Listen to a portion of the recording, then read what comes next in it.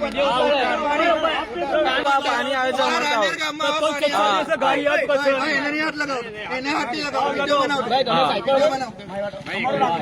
આપણા નેતાઓ ચોમાસાના દેડકા જેવા થઈ ગયા છે। જ્યારે ચૂંટણી આવે છે ત્યારે જ તમારી પાસે આવે છે, મત માંગવા આવે છે અને તમને આજીજી કરે છે, વિનંતી કરે છે અને તમારા પગ પણ પકડી લે। પરંતુ જ્યારે ચૂંટણી પતી જાય છે, તે જીતી જાય છે, પછી 5 વર્ષ સુધી ઘણા બધા એવા નેતાઓ હશે જે દેખાતા જ નથી। ઘણા બધા વિસ્તારમાંથી એવા સમાચારો પણ સામે આવ્યા છે કે અમારા જે કોર્પોરેટરો છે એને અમે જોયા પણ નથી 5 વર્ષમાં। અને જ્યારે આ કોર્પોરેટરો નેતાઓ જ્યારે મત માંગવા જાય છે ત્યારે જો એને પબ્લિક કોઈ પ્રશ્ન પૂછી લે તો એને ગમતું નથી।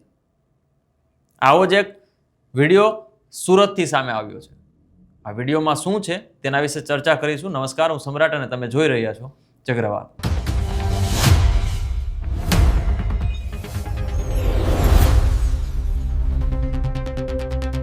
એક પંક્તિ છે, મન મેલા તન ઉજળા પેલા બગલા કપટી અંગ, એનાથી ભલા ઓલા કાગડા કે એના તન મને એક જ રંગ।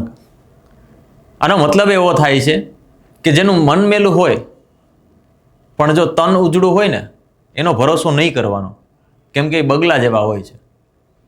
એનાથી પેલા કાગડા સારા કે તન અને મન બંનેના રંગ સેમ જ હોય, સરખા જ હોય। આજે આપણે વાત કરીશું સુરતની। સુરતના વોર્ડ નંબર 9માં ભાજપના નેતાઓ ત્યાં પબ્લિક પાસે જાય છે મત માંગવા માટે। સ્થાનિક સ્વરાજની ચૂંટણી આવી રહી છે તો પબ્લિક એને પ્રશ્ન પૂછે છે। એક ભાઈ તો ડોલમાં પાણી ભરી અને બતાવે છે કે અમારે આ પ્રકારનું પાણી આવી રહ્યું છે। જ્યારે આ નેતાઓ ચૂંટાય છે અને 5 વર્ષ પછી આવે છે અને જો પ્રશ્ન પૂછવામાં આવે છે તો પણ એને નથી ગમતું। આ વિડીયો જ્યારે સામે આવ્યો ત્યારે સોશિયલ મીડિયા ઉપર લોકો પણ કહી રહ્યા છે કે તમામ જે વોર્ડ છે, તમામ જગ્યા છે, તમામ નગરપાલિકાઓ, મહાનગરપાલિકાઓ, જિલ્લા પંચાયત, તાલુકા પંચાયત, જ્યાં જ્યાં નેતાઓ આવે એને પ્રશ્ન પૂછો કે તમે 5 વર્ષમાં કર્યું શું। અને આ જે સુરતનો વિડીયો છે એ સુરતના વોર્ડ નંબર 9માં લોકો એને પૂછી રહ્યા છે નેતાઓને કે તમને શરમ નથી આવતી? 5 વર્ષે તમે આવો છો અને પાણી આટલું ગંદુ આવી રહ્યું છે તેમ છતાંય તમે સાંભળતા નથી। એટલે આ પેલા વિડીયો જોઈએ કે એ વિડીયોમાં શું છે।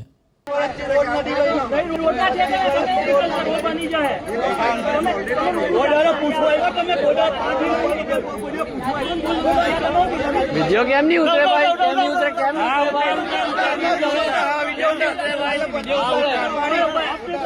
પાણી આવે છે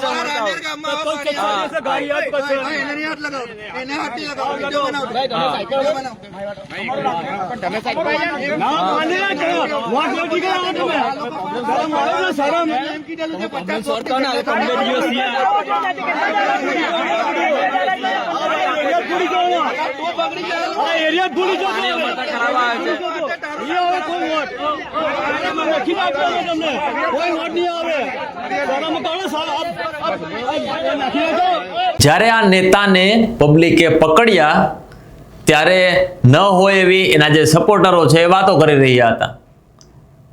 અને માત્ર આ સુરતની વાત નથી, ગુજરાતમાં કે ભારતમાં તમે કોઈ પણ જગ્યાએ જાઓ આ જ પરિસ્થિતિ જોવા મળી રહી છે।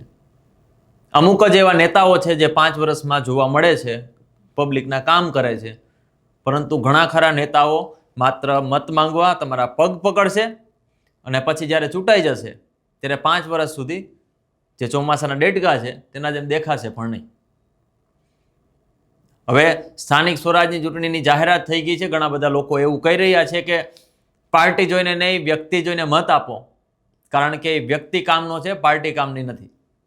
અને જે સ્થાનિક લોકો છે એ પણ આવા લોકોથી કંટાળી ગયા છે।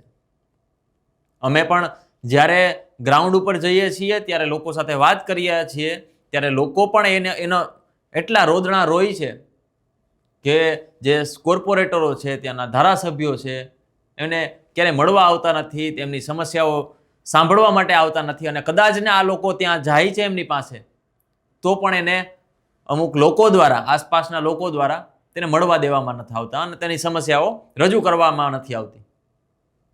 એટલે જે રીતે એક ભાજપના નેતાએ ગઈકાલે બફાટ કર્યો હતો, જો કે બફાટ તો ન કહેવાય, પરંતુ જેમણે સાચું બોલી ગયા હતા કે રાજકારણમાં આવીને મેં બહુ બધા રૂપિયા બનાવ્યા છે, તો બસ આ બધા નેતાઓ માત્ર રૂપિયા બનાવવા માટે જ આવ્યા છે.